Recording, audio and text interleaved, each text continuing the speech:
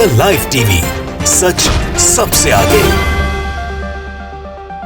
नमस्कार, आप देख रहे हैं द लाइव टीवी। आपके साथ मैं हूं भुवन शर्मा। दोस्तों, एक बड़ी खबर आ रही है। खबर है हमास ने इजराइल को करारा जवाब दिया है। 100, 200, 500 नहीं बल्कि करीब एक साथ 2000 रॉकेट दागे हैं। दोस्तों, इजराइल पर हमास का यह अब तक का सबसे बड़ा हमला माना जा रहा है।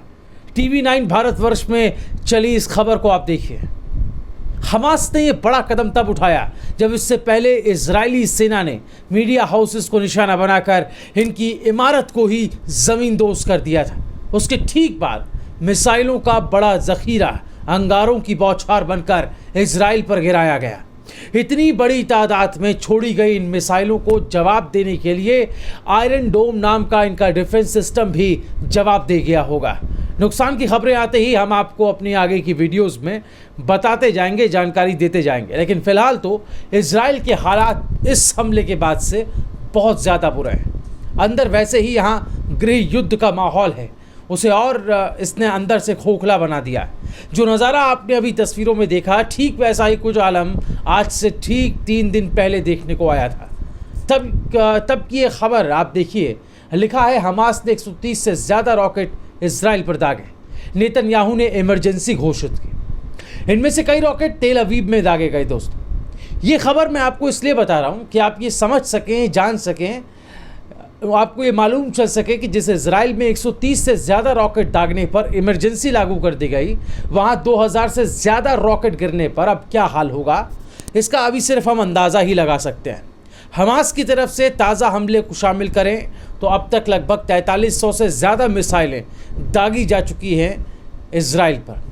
दोस्तों, आपको याद दिला दूं कि हमास ने यह हमले इजरायली पुलिस की अल-अक्सा मस्जिद की में जो कार्रवाई की गई थी उसके बाद से करने शुरू किए हैं।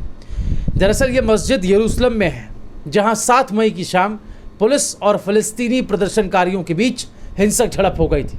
इसमें कई लोग घायल भी हुए थे और बड़ी संख्या में लोगों को गिरफ्तार किया गया था।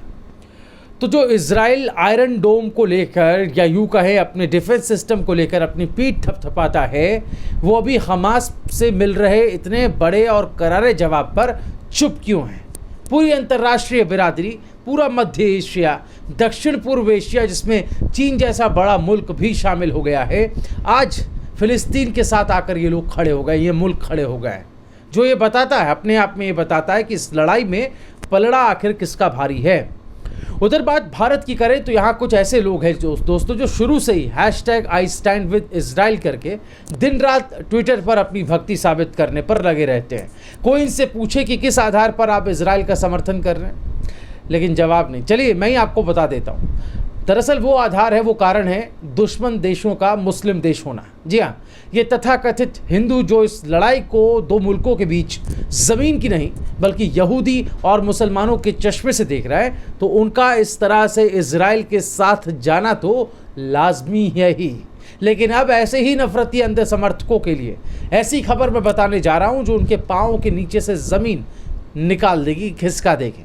ये जो लोग दिन रात इजराइल की पूजा अर्चना करते रहते हैं और थकते नहीं हैं ये सब करते हुए, उसी इजराइल ने अपने धन्यवाद प्रस्ताव में भारत का नाम ही नहीं लिया। जी हाँ, आज जब इजरायली प्रधानमंत्री ने सुबह ट्वीट कर उनका साथ देने वाले देशों का नाम पढ़ना शुरू किया तो उन्हें धन्यवाद उनको दिया, तो इन नामों में भारत का नाम शामिल नहीं था।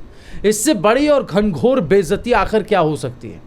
इस खबर को आप पढ़िए। देखिए, लिखा है इजराइल के पक्ष में बोलने वालों की हुई बेइज्जती। नेतन्याहू ने 25 देशों को कहा शुक्रिया, भारत का नाम तक नहीं लिया। दरअसल नेतन्याहू ने क्या ट्वीट किया था, पहले आप ये पढ़ें। उन्होंने लिखा कि आतंकी हमलों के विरुद्ध आत्मरक्षा के हमारे अधिकार का समर्थन करने और इजराइल के साथ मजबूती से खड़े होने के लिए आप सभी का शुक्रिया। इजरायली प्रधानमंत्री ने अपने ट्वीट में समर्थन करने वाले जिन देशों को धन्यवाद दिया है, जिन देशों का धन्यवाद किया है, आखिर उनमें कौन कौन है बताता हूँ। America, Albania, Australia, Austria, Brazil, Canada, Colombia, Cyprus, Georgia, Germany, Hungary, Italy, Slovenia और यूक्रेन समेत 25 देशों का नाम इस सूची में शामिल है। साफ है कि इजरायली प्रधानमंत्री ने छोटे छोटे देशों का नाम तो लिया, लेकिन भारत का नाम लेना उन्होंने उचित नहीं समझा। क्या ये भारत के लिए अपमानजनक नहीं है दोस्तों? खबर पढ़कर पता चलता है कि भारत का नाम लेने की एक बड़ी वजह जो है वो फ़िलिस्तीन के पक्ष में भी बड़ी संख्या में जो फेसबुक पोस्ट हो रहे हैं, सोशल मीडिया पर खास तौर पर ट्वीट किए जा रहे हैं, और ये सिलसिला लगातार अब भी जारी है। ये सबसे बड़ा मेन रीज़न है। ट्विटर पर अब भी भारत के कई लोग, या यूँ कहें कि अधिकांश लोग, फ़िलिस्तीन के समर्थन में ट्वीट कर रहे हैं, हैशटैग चला रहे हैं। मसलन ये देखिए, अभी ये hashtag India stand with Palestine और hashtag Israel terrorism, hashtag bleeding Palestine trend कर रहा है। वहीं पूरी दुनिया, ख़ास तौर पर दुनिया के सभी मुस्लिम देश इजराइल को दुनिया के लिए ख़तरा मानने लगे, स्वतंत्रता के अधिकार के ख़िलाफ़ मानने लगे। वहीं उसके मुल्क में ही विरोध और हंगामा दोस्तों बढ़ता जा रहा है। गृह युद्ध छिड़ गया है, उसे दबाने और शांत करने की सभी कोशिशें बेकार जा रही हैं। उधर खबर यह आई है कि अब न सिर्फ फ़िलिस्तीन की तरफ से इजराइल पर अटैक हो रहा है, बल्कि ये हमला अब गज़ा, लेबनान के बाद सीरिया से भी हो रहा है। सीरिया से भी रॉकेट दागे जाने की खबर को इजरायली सेना ने ही पुख्ता किया है। साफ है कि ये लड़ाई अभी और भीषण होगी और भयावह होगी। दूसरे मुल्कों का सीधे हमलावर होना या छद्म युद्ध में कूदना तो यही संकेत देता है कि आने वाले दिन इजराइल के लिए भारी मुश्किलों वाले साबित होंगे। ये कहीं ना कहीं इशारा मिल रहा है। और इस बार का जो ये हम देख रहे हैं, जो माहौल बना है, अक्सर ये तनाव दोनों मुल्कों के बीच पहले भी होता रहा है, इतिहास में आप ये सब देख चुके हैं, लेकिन इस बार का ये तनाव जो है वो हिंसा और युद्ध में तब्दील हो रहा है। और ख़ास बात यह है कि अब जो खेमेबाजी है वो भी अब देखने को मिल रही है दोनों मुल्कों के बीच में। जो विश्व भर में जो खेमेबाजी बढ़ गई है, और उसमें जो पलड़ा है वो फ़िलिस्तीन का भारी है। जिस तरीके से हमने आपको बताया, न सिर्फ पूर्वी जो मध्य एशिया देश हैं उनके ही मुल्क शामिल हैं, बल्कि दक्षिण पूर्वी एशिया के जो कुछ बड़े मुल्क हैं वो भी समर्थन में आ गए हैं फ़िलिस्तीन के। इसके अलावा जो पश्चिम के कुछ और मुल्क हैं वो भी समर्थन में हैं। तो कुछ अगर हम देशों को छोड़ दें, उनको अपवाद मान के हटा दें, तो ज़्यादातर मुल्क जो हैं इस वक्त फ़िलिस्तीन के पक्ष में खड़े हैं, उनके समर्थन में खड़े हैं। तो ऐसा भी हम पहली बार, मतलब सेकेंड वर्ल्ड वॉर के बाद पहली बार हम ऐसा देख रहे हैं कि एक खेमेबाजी हो रही है, एक गोलबंदी हो रही है, और इसका फ़ायदा आप देख रहे हैं अंतर्राष्ट्रीय स्तर पर फ़िलिस्तीन को मिलता दिखाई दे रहा है। लेकिन ये जंग अभी निर्णायक मोड़ पर नहीं पहुंची है।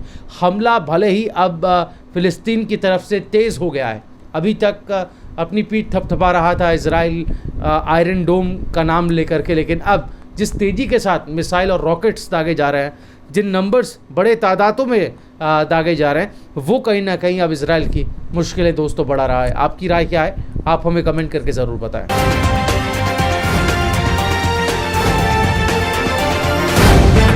द लाइव टीवी, सच सबसे आगे।